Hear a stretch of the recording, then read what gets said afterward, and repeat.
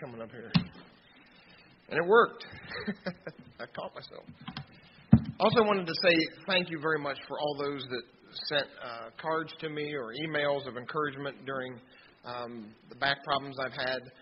It is very encouraging, as Mr. Snyder pointed out, and very valuable when you're suffering and you're hurting and you're not feeling good and you're frustrated because you're not healing as quickly as you think you should or hoped you would. It is very, very nice to know people care and that are concerned and are offering up prayers for you, and I appreciate that very much. I have received a number of cards, and even one here from the whole entire congregation with your signatures on it. Thank you so much.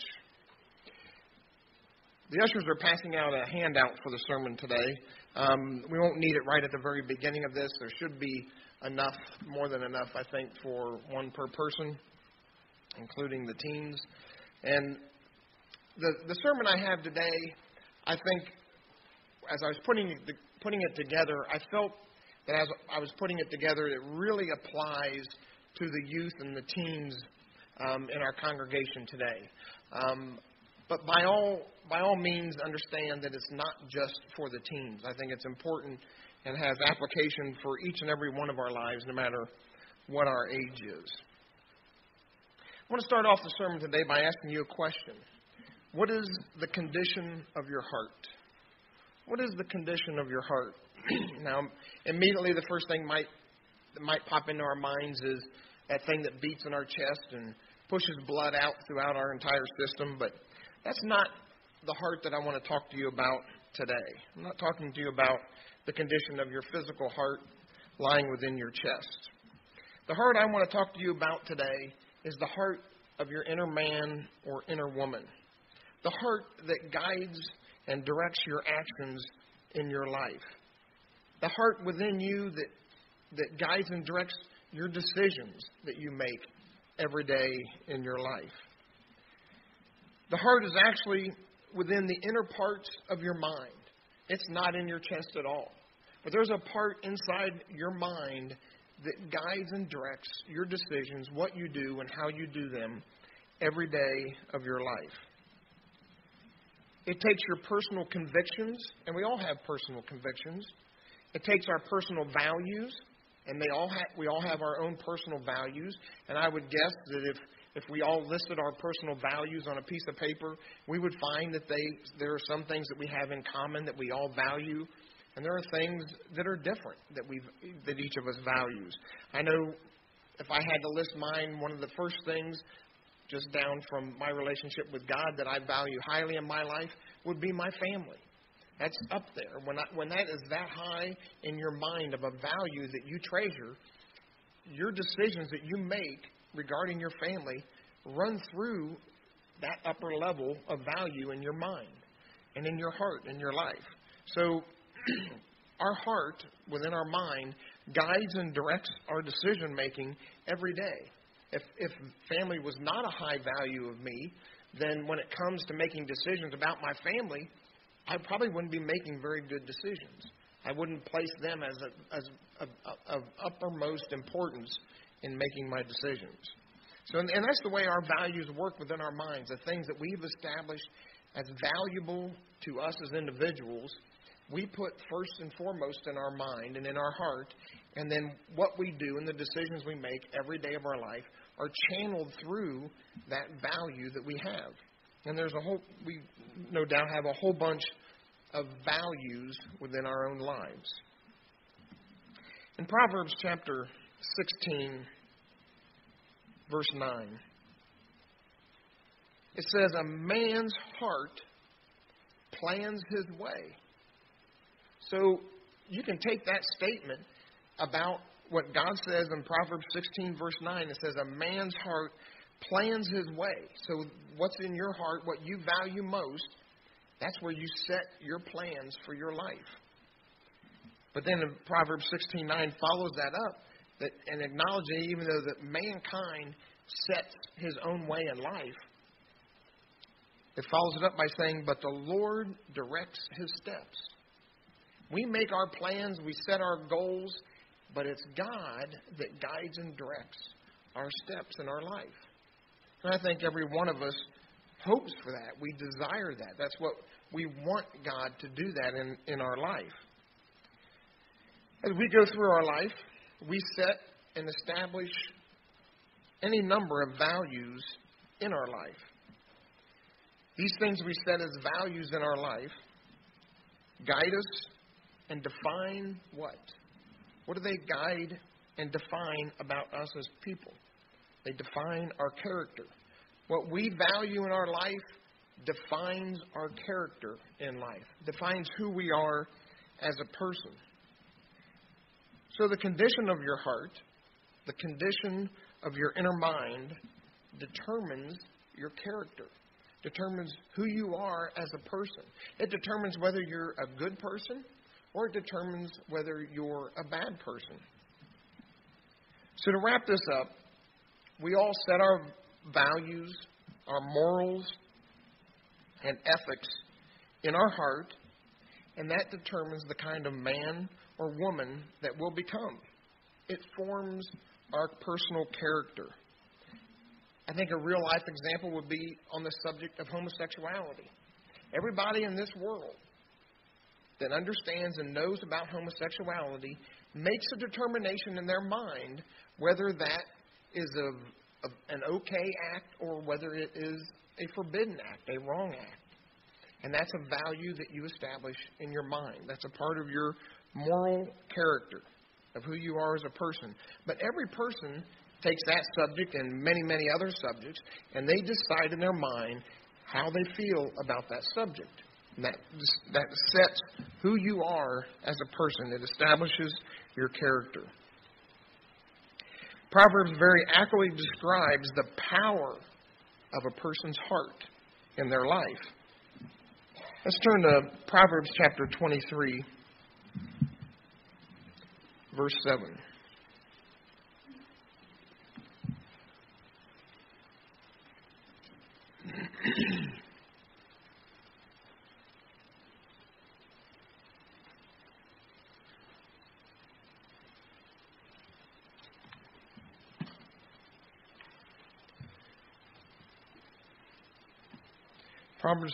Proverbs chapter 23, verse 7 says, "For as he thinks in his heart, so he is."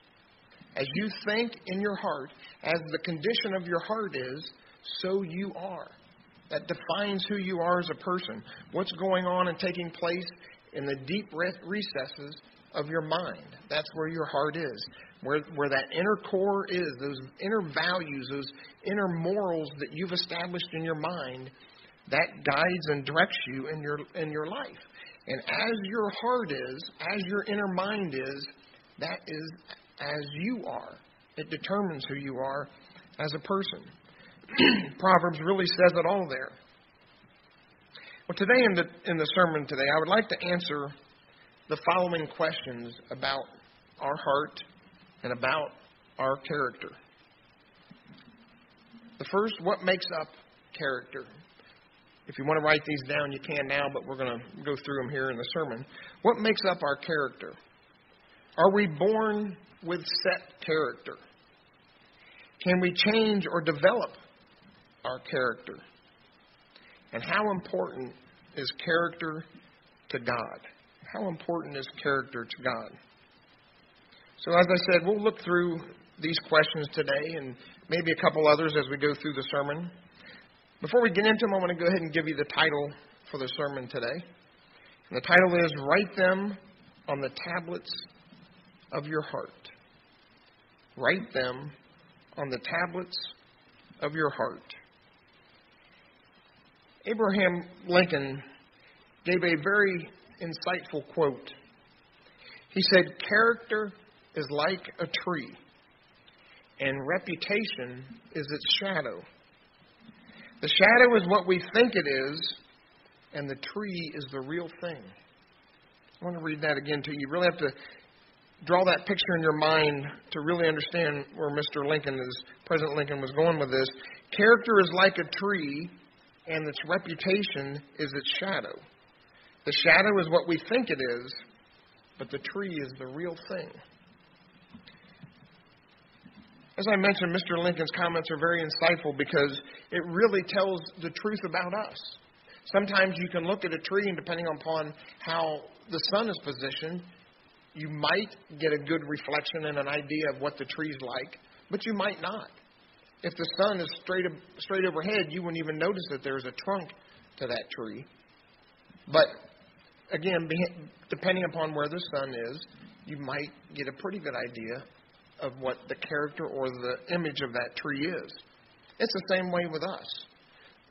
Our actions, what we say, what we do, what flows from us can and might tell the truth about our character, but it also might not. But the reality is that God knows what your character is. He knows the character of each and every one of us. He knows what's good and what's bad within us, and He knows what needs some more work and some more change in our life, and He knows where you are established within His truth. God is the only one that knows the real character of any of us. But our decisions and our actions do cast a shadow of who we are as a person. So now I want to ask the first question. What makes up our character? What makes up our character? Quite simply, it's what we value in life. It's your own personal ethics and your own personal morals that you've established in your life. That's what makes up your character. If someone asked you to define what ethics and morals are, could you do it? If someone came up to you and said, what is an ethic or what is a moral? Could you do that? And what if someone came up to you and said, well, what's the difference between ethics and morals? Is there a difference between ethics and morals, or are they just two words of the same meaning? Well, I think it's important that we understand and be able to explain the difference between ethics and morals. And if you have your chart there in front of you, we'll go through it here real briefly. I actually found a chart similar to this on a website called Defen. It's www.defen.com. And on their website, I've noticed that they take two different subjects and you can put in two different words like ethics and morals, and they'll show you the contrasting differences between the two. I took their chart, which you have in front of you, which is not exactly their chart, and I reworded it. Hopefully made it a little bit clearer than what they had out there and added some of my own information into this chart as well. But first off, it gives the definition of an ethic. Rules or laws that have been enacted by an institution, an organization, a government authority, a religion, or from God to guide an individual's conduct from what the authority decides is right or wrong. So an ethic can come down. It could be something that's established within a church. Certainly God has established ethics, things of value. It could be things that are established within your school, within your workplace, within our government agencies. Ethics can be found almost in any institution. On the other side of the page, under morals, the definition for a moral is your personal belief, your habits, your convictions that guide your conduct when deciding right from wrong. That's your personal morals. Sometimes our morals can be very high on some things, and they're really high in our mind and in our life. At other times, they might be low, and we establish our own morals.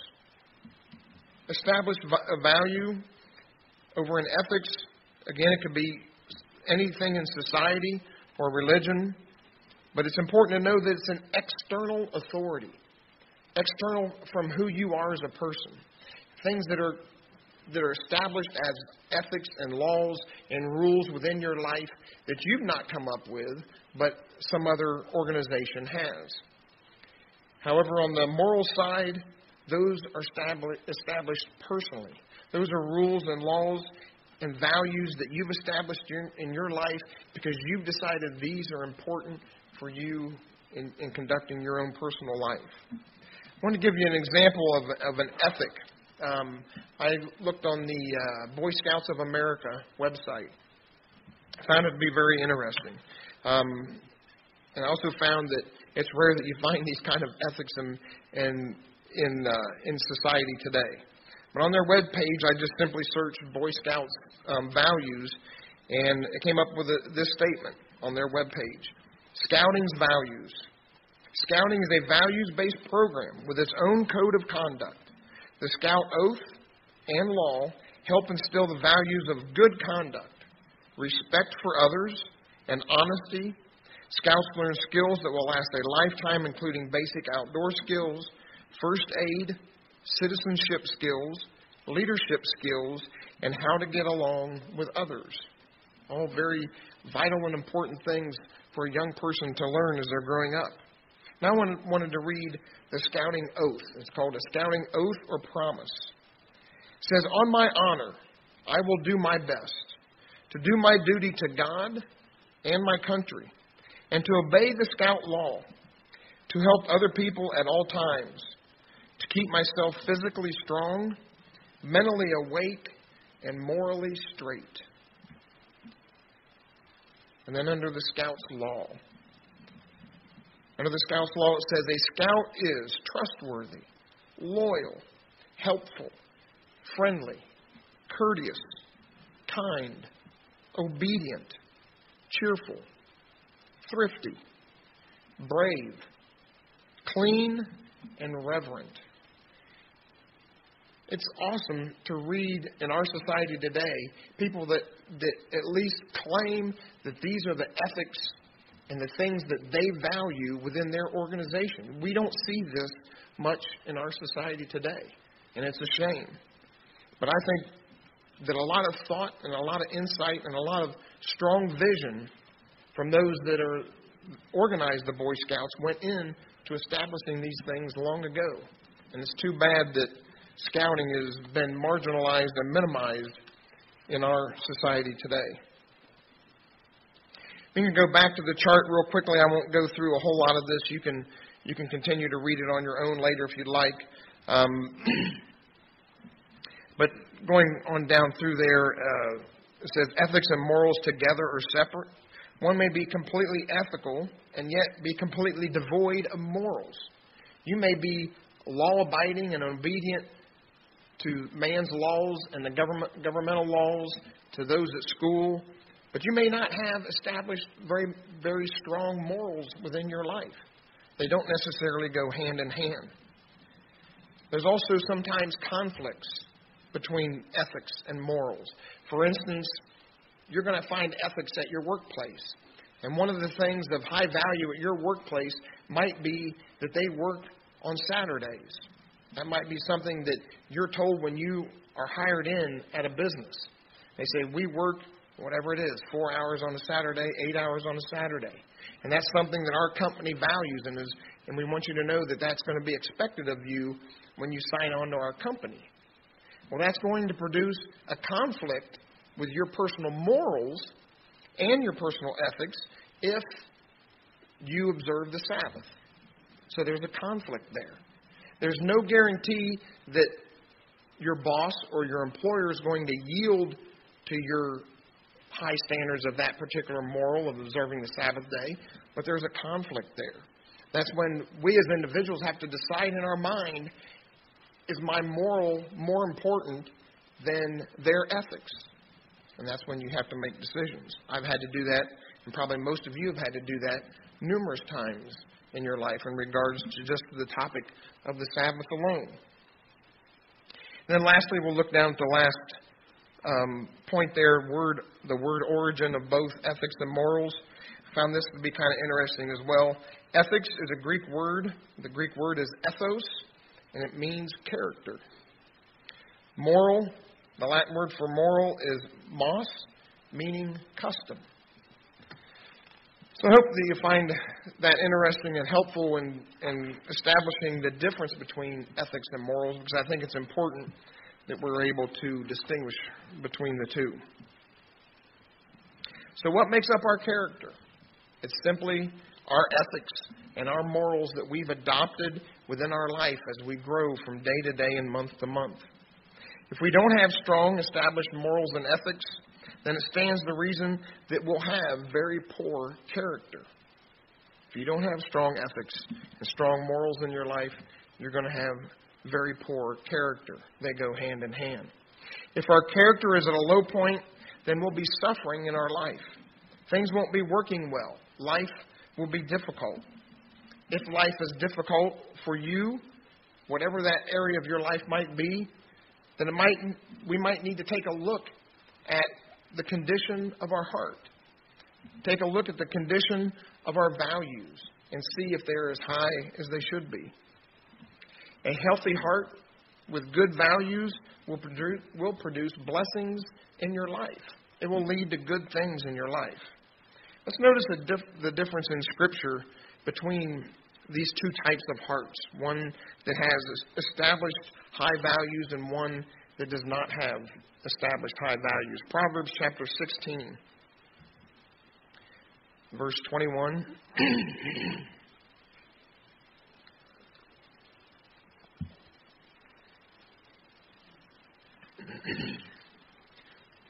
Proverbs 16, verse 21 says, The wise in heart will be called prudent. The wise in heart. Those that are using the knowledge and the understanding of God's ways and applying it through wisdom and allowing wisdom to work in their life will be called prudent. It'll be good for you. That's a person with a good heart and a strong character being developed in their life. It says you'll be considered prudent. Let's flip over to Proverbs chapter 17, verse 20. It gives the contrast here.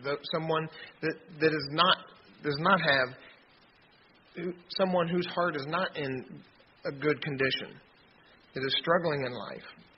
Verse 20 of Proverbs 17 says, He who has a deceitful heart finds no good. He who has a deceitful heart finds no good. See, it leads to problems. It leads to difficulties in a person's heart. We can also listen to what Jesus Christ said. Jesus Christ touched on this very issue as well in Matthew chapter 6, verse 21. I'll just read it to you. We won't necessarily turn there. Matthew 6:21. Jesus Christ said, For where your treasure is, that treasure is just something that you value. That's a value in your life. For where your treasure is, there your heart will be also. So if whatever you treasure, whatever you desire greatly in your life, that's where your heart is. That's going to be your motivation. That's where you will walk in your life to pursue that treasure. If what you treasure in your mind and your heart is a great career or a lot of money, then that's where you're going to be geared and focused on in your life. If you treasure a strong relationship with God, a strong relationship with your parents, with your brethren at church, if that's a high value for you in your life, you're going to seek that. You're going to push and drive yourself because that's what you hold very high and of incredible value in your life. So we all need to take stock about our heart and what we place in there as a high value. Because whatever you value, you're just naturally going to pursue it and seek it in your life. The second question that I want to ask us all in today's sermon is, are we born with character? Are we born with character? The answer is no.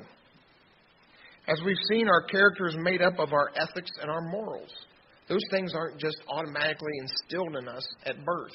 Those are things that we learn about, we become educated on, the ethics and morals, the ethics in society.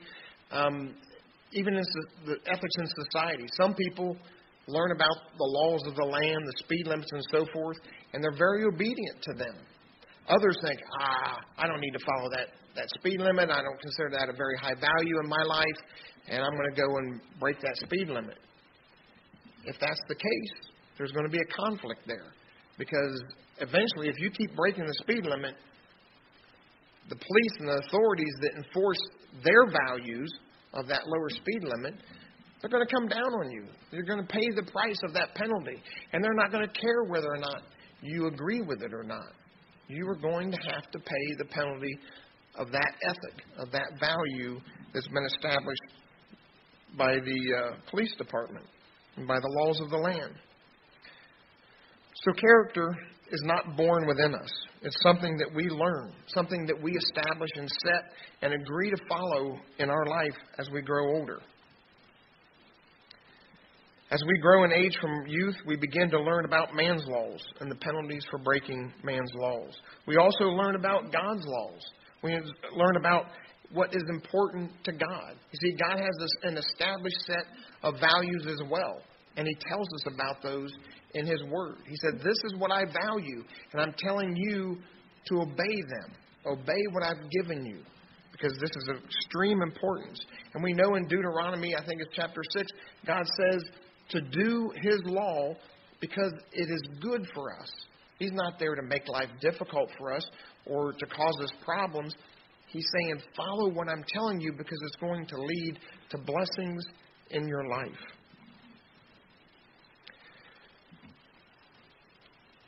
But we learn about God's laws as we grow older, especially through our teen years and into adulthood.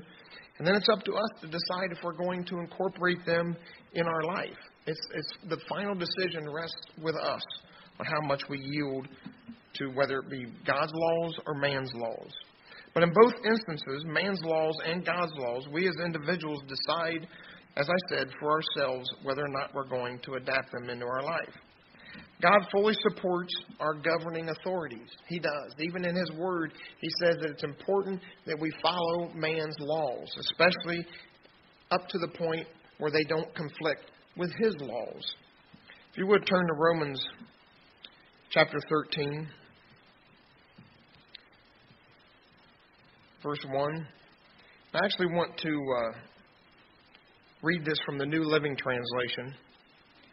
Paul here is talking about the importance of us obeying man's laws. And I really like the way the New Living Translation brings out what Paul's trying to get across to us. Verse 1 of Romans 13 says, everyone must submit to governing authorities, for all authority comes from God, and those in positions of authority have been placed there by God. That's a powerful statement. He's saying that even those that are in the world's authority have been placed there by God. God guides and directs our steps. Remember, we read that in Proverbs at the beginning of the sermon. Verse 2, so anyone who rebels against authority is rebelling against what God has instituted, and they will be punished. Verse 3, for the authorities do not strike fear in people who are doing right, but in those who are doing wrong. Would you like to live without fear of the authorities? Do what is right, and they will honor you. Verse 4, the authorities are God's servants, sent for your good. But if you are doing wrong, of course you should be afraid, for they have the power to punish you. They are God's servants, sent for the very purpose of punishing those who do what is wrong. Verse 5, so you must submit to them, not only to avoid punishment, but also to keep a clear conscience. Paul makes it very clear that God supports the laws of the land, as long as they're not in disobedience to His laws, of course.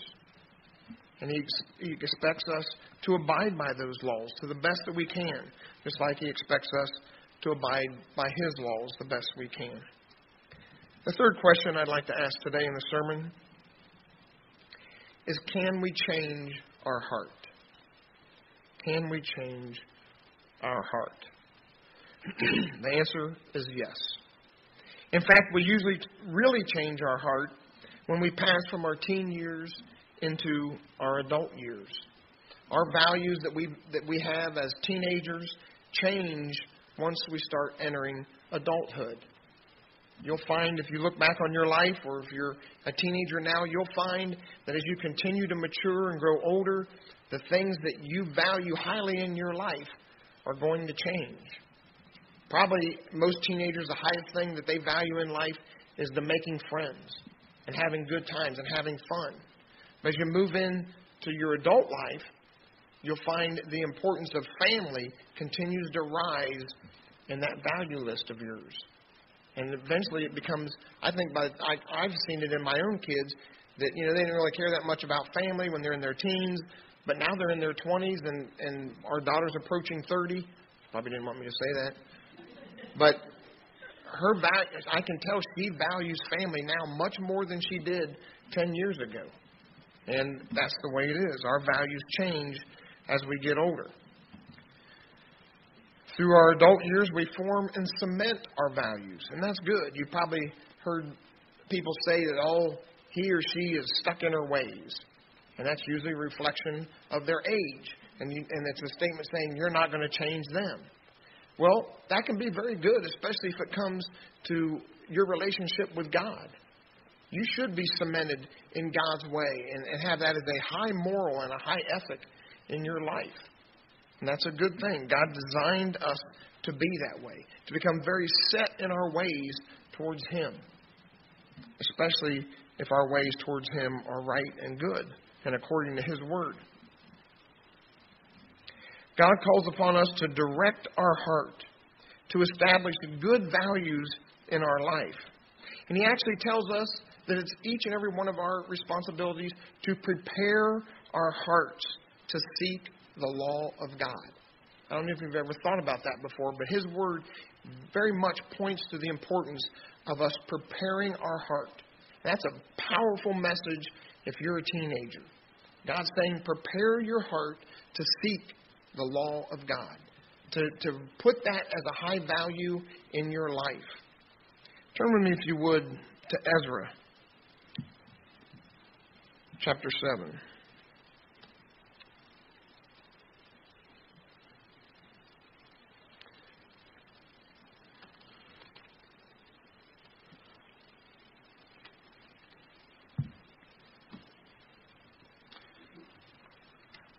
Ezra's right after Chronicles, more or less. I think it's right after Chronicles. Yes. Ezra chapter 7, verse 10.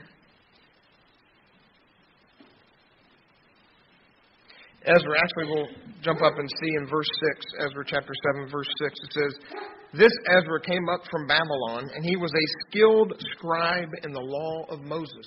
So what was Ezra's job? His job was scribing or rewriting the law of God. And it says he was a skilled scribe in the law of Moses, which the Lord God of Israel had given him. So this was an ability and a talent that God gave Ezra, that he was a skilled scribe in the law of Moses, which the Lord God of Israel had given him. The king granted him all of his requests according to the hand of the Lord his God upon him. But now I want to jump down to verse 10 and see specifically what it says about Ezra. It says, "For Ezra had prepared his heart to seek the law of the Lord." That's the good thing that Ezra did. He elevated God's law as a high value in his life. And he prepared his heart. He prepared the condition of his heart to seek the law of God and to do it. And to teach statutes and ordinances in Israel. Ezra prepared himself to seek the law of God. That's what God requires of each and every one of us, to prepare ourselves to seek the law of God. King Rehoboam is also a lesson for us all. He didn't seek obedience to God, and therefore he suffered war all the days of his reign as a king. Let's look at that. 2 Chronicles chapter 12, verse 13.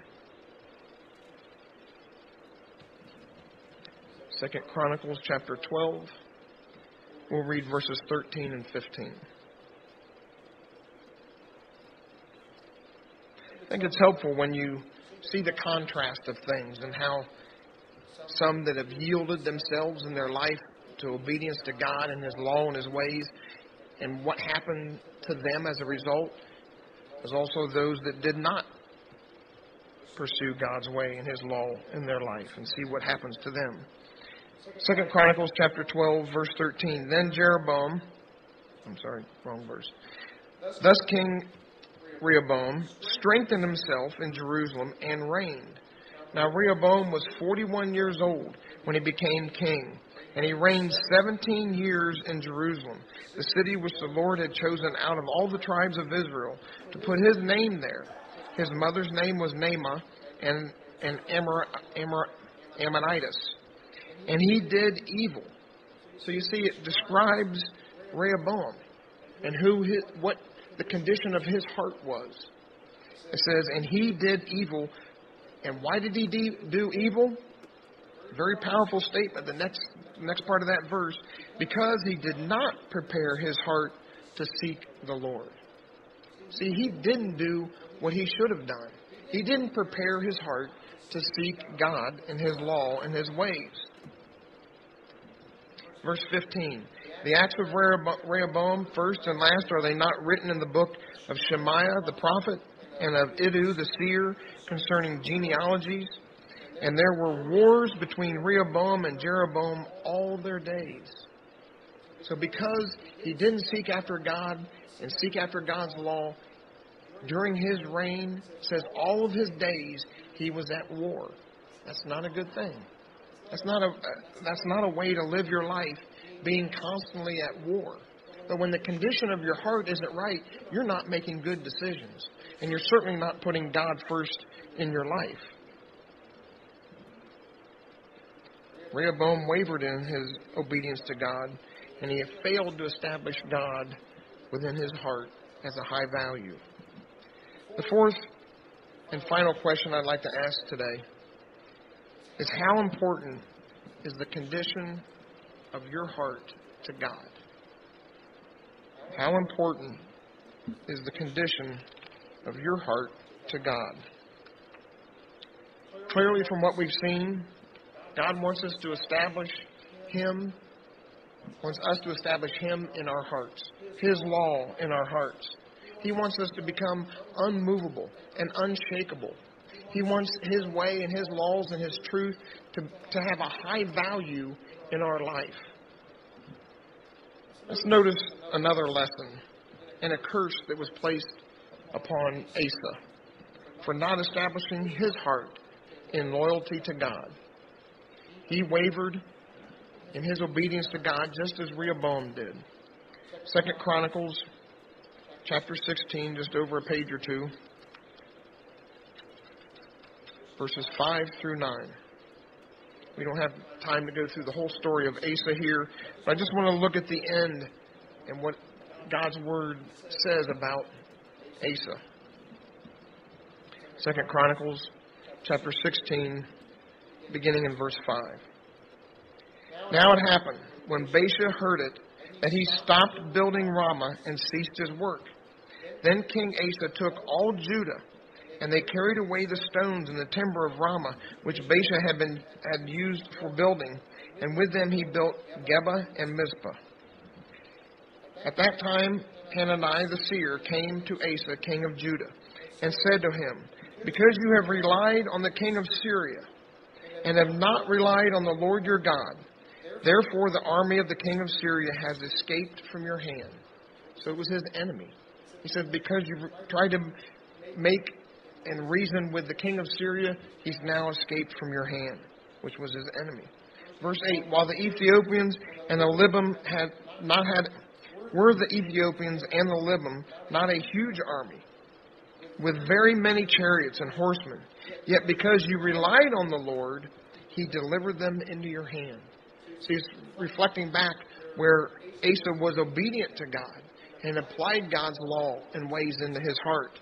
And he was blessed for that. Even armies much bigger than Syria. Verse 9, for the eyes of the Lord run to and fro throughout the whole earth to show himself strong on behalf of those whose heart is loyal to him. See, that tells us about God. It tells us about how important it is to God concerning the condition of our heart. It says God roams through the earth looking for men and women that have established Him, His law, His way as a high value in their heart. I want to reread verse 9 again because it is so important. For the eyes of the Lord run to and fro throughout the whole earth to show Himself strong on behalf of those whose heart is loyal to Him. In this you have done foolishly. Therefore, from now on, you shall have wars. Again, what's taking place with Asa? He didn't follow an allegiance to God and His laws and loyalty to God and His laws throughout his life. He wavered back and forth, and that's not pleasing to God. And what was the curse that's brought upon Asa? He said, therefore you will have wars the rest of your days, the rest of your life.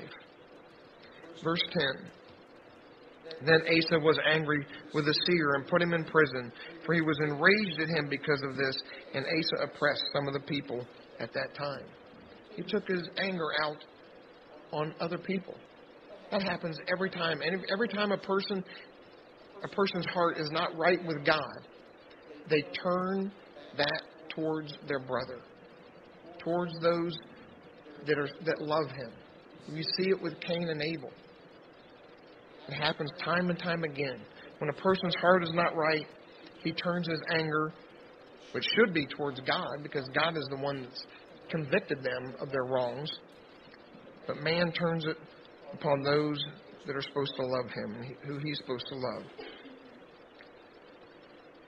The same lessons that we've read about with Rehoboam and Asa apply to us today. If we don't establish our hearts in the way of God's law, we will suffer the same discontentment in our life. Our life won't have peace in it. It will have wars in it. Because God has called us to understand His truth. He's called us to establish His law as high values in our life. He's called us to prepare our hearts to seek Him, to seek His law daily in our life. And He's not pleased if He looks down upon us and He sees us wavering from 1 week or 1 month to the other away from God and His laws. Proverbs chapter 22, verse 17.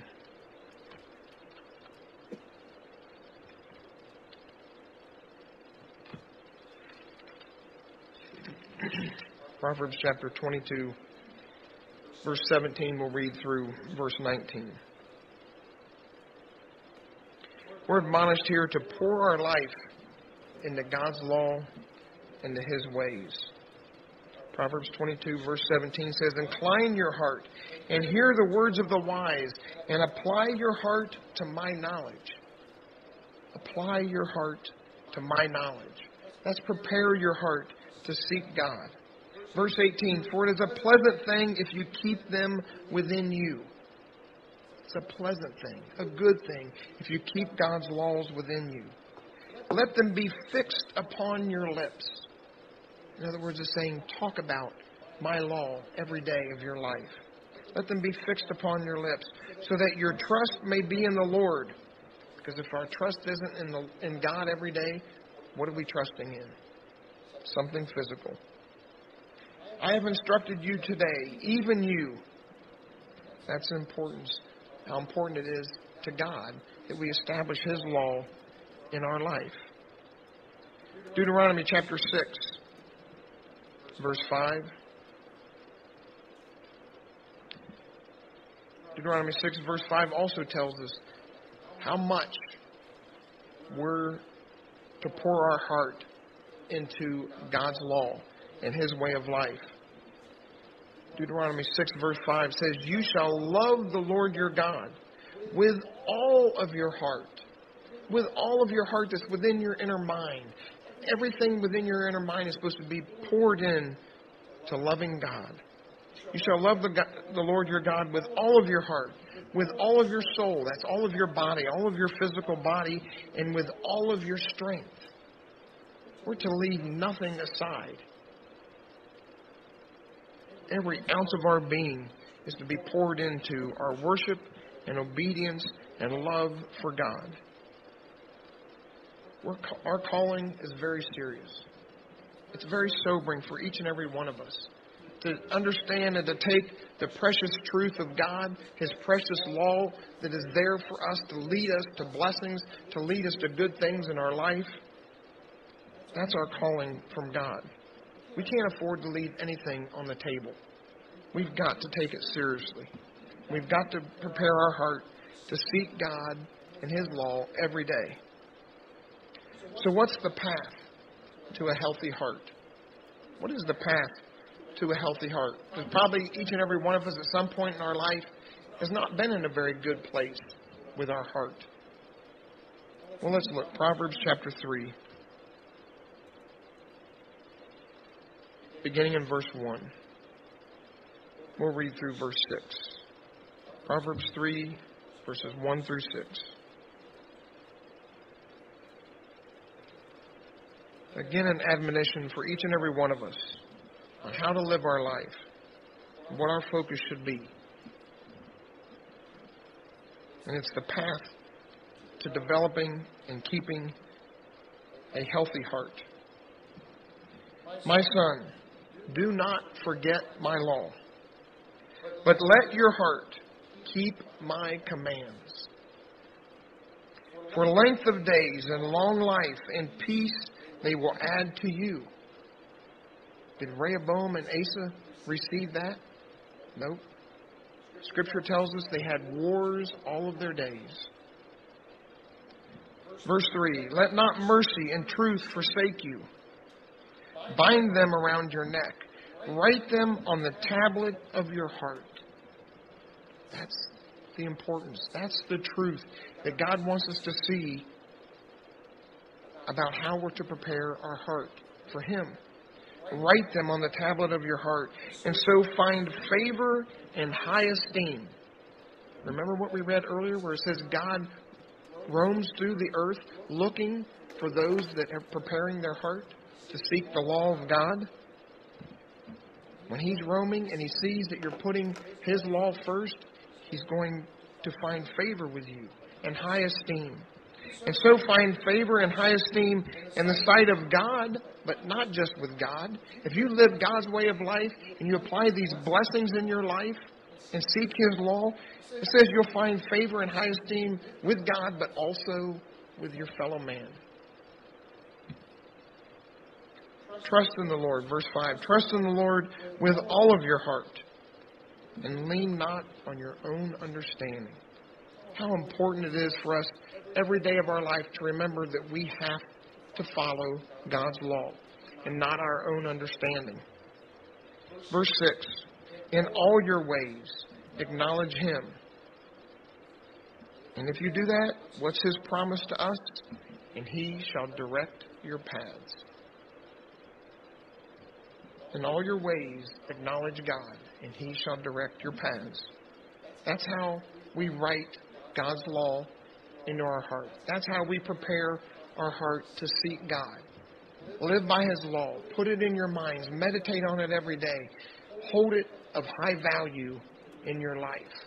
And if you do, it will be just as God pointed out to us and inspired us to see in Deuteronomy chapter 6, that it will be for our good. Many blessings will come your way from God and also from your fellow man. Hope you have a great rest of the Sabbath day.